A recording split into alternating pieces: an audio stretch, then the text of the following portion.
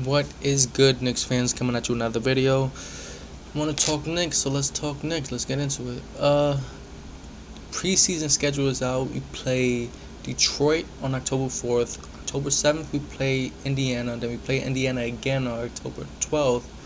And then Washington, the last game on October 14th before the season starts. I want to go 4-0 in that situation. We should be better than all of them at this point. Even with Randall on the team, we should be better than all of them at this point. I expect us to be better than all of them at this point, but it'll be a good test for us because there's a lot of young legs just gonna keep running, and hopefully we can keep up with them. Now I want to get into if we get a trade for Donovan Mitchell, post Donovan Mitchell trade, what it would look like. Because we saw in Portland with 2-6-1 guys and Damian Lillard and CJ McCollum, they not stopping nobody. So if you want to get a Brunson and a Donovan Mitchell, 2-6-1 guys, they ain't stopping nobody, right? Yes, we have a Mitchell Robinson that they didn't have over there in Portland. They didn't have a center athletic enough to keep up, yes, but you're going to rely on Mitchell Robinson night in, night out, and he's going to get hurt, bro, trying to keep up. And you need these guys to keep them in front of them. You need guards to keep their man in front of them, right? And they're not stopping nobody.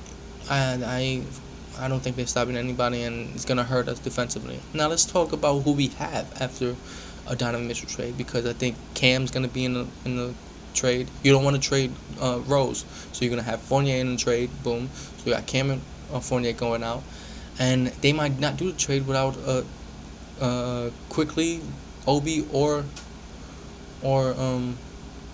what's his name? Grimes. Sorry, Grimes. So they said they wanted to keep Grimes, so you keep Grimes. Now the only two that I guess you're willing to part with is Obi and Quickly. Now there's been things out there. I don't know if it's true, but things out there. It ain't come from the Knicks that they're willing to give up a Obi in a trade. Now if you give up an Obi, you have 4 ball dominant guys in a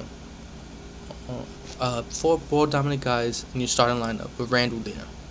So that's why they want to get rid of Randall, among other things. They want to get rid of Randall. So let's say we keep Obi instead of trading Obi. Now you got Obi in the starting lineup with a Brunson, Donovan, RJ, and Mitchell. As much as we love Obi and we think Obi can get better, he's not good on defense, but not great on defense right now. So that's another, not liability, but a weaker defender than RJ and Mitchell Robinson. So let's just say that. So you got 3 guys in the starting 5 that's not great defensively, and so we already got a weakness in defense in the starting lineup. So I'm thinking of putting Quickly in the trade because, right, you need Obi. If you want to get rid of Randall, that's the whole thing of getting Donovan Mitchell here. We have to give up Randall. Can't have them play the same on the team together, right? This is what we've been putting out there. And even if you keep Randall, okay, you say you keep Randall, you give up Obi. It's a bunch of things to get into. So let's just say we keep Quickly. Okay, so you have Rose Quickly in the backup. You have Randall in the starting lineup with these guys. That's actually more defense if Randall actually focus on defense. I'm just saying. So you got Rose and Quickly, and then you got who you got as small forward, power forward. You got Hardenstein at center. So who you got? Just some randos, free agency. Now let's say you got you give up a Obi, and you give up Quickly, keep a Obi. So like I said, you have Obi in the starting lineup as a weak defensive starting lineup. Then you got Rose. You got a spot missing in shooting guard, and then you got spot missing in small forward, spot missing in power forward because you're gonna have to trade Randall. Now let's say you trade Randall for Haywood, you got small forward right there. Boom. Now you're weak. Now your missing spots is shooting guard and power forward. Who you got there? 2 Randalls, like I said, and your defense isn't all that good anyways.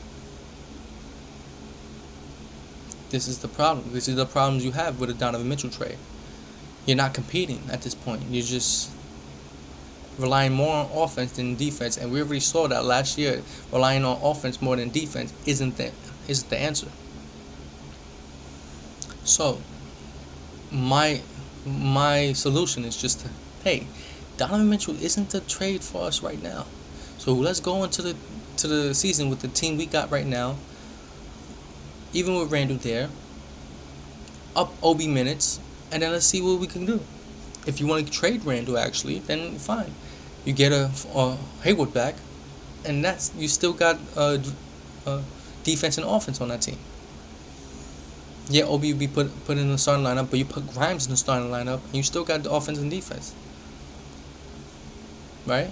So there's a lot of things you have to consider when getting this Donovan Mitchell trade, and post Donovan Mitchell trade, he's going to be weak defensively. Offensively, yeah, you may have something going on there, but even if you have good offense, it's not going to outweigh your defense so much that you don't have to focus on defense. Really, like, your defense is a glaring hole after Donovan Mitchell trade.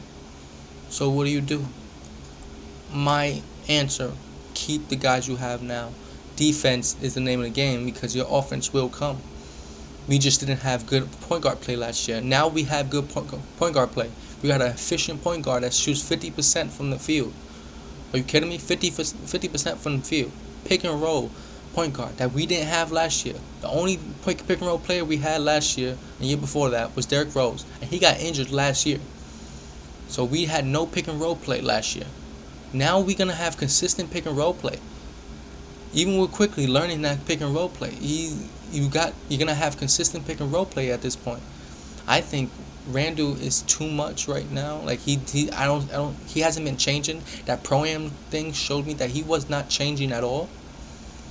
To the point where I think you need to get rid of this guy if he's gonna continue this. He's doing it in pro-am league. He's complaining to refs, fans, coaches.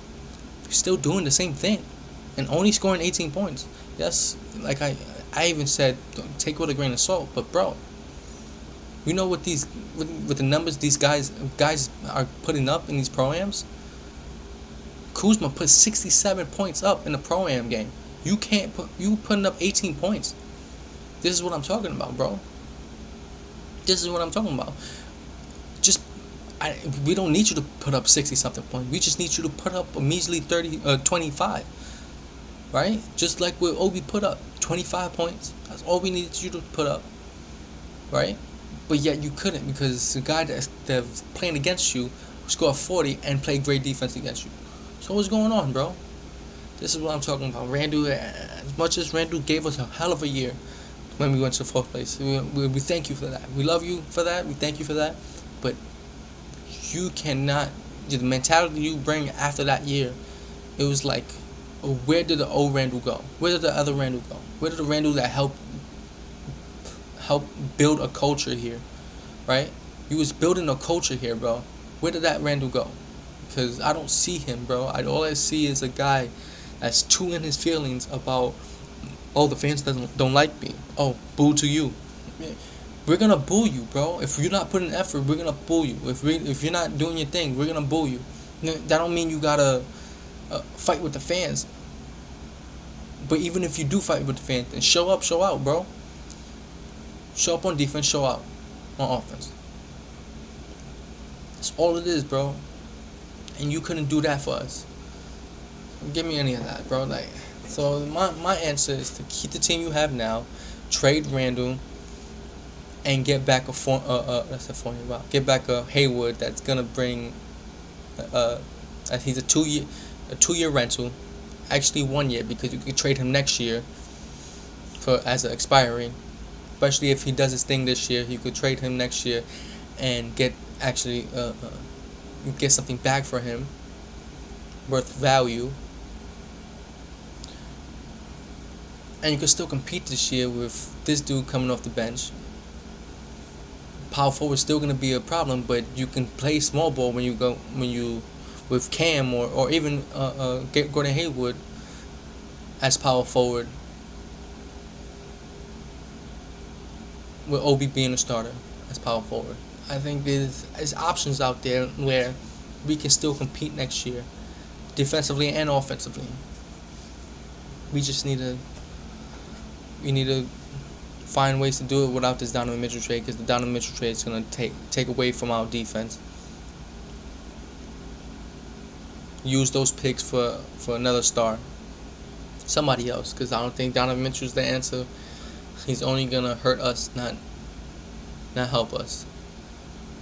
If we got an Ian Beckley thing, quote saying Jalen Brunson is an immediate value add to the Knicks offense in the loudest area of guard play, by providing the team with a bona fide high efficiency high efficiency threat in pick and roll. Pick and roll is the name of the game.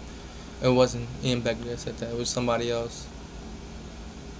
Yeah, consultant, analytic consultant, Joseph Gill. You know, details the fit of Brunson with the Knicks. Yes, he's gonna give a hell of a boost on offense, and that's all we need right now. And we need consistent play. 50% from the field, like I said, Brunson brings. And pairing Grimes with him, with RJ, perfect. Defense. And getting Randall out of there, putting Obi there. Easy buckets, easy buckets, easy buckets. Oh, those are my thoughts. I'm done with the Donovan Mitchell trade.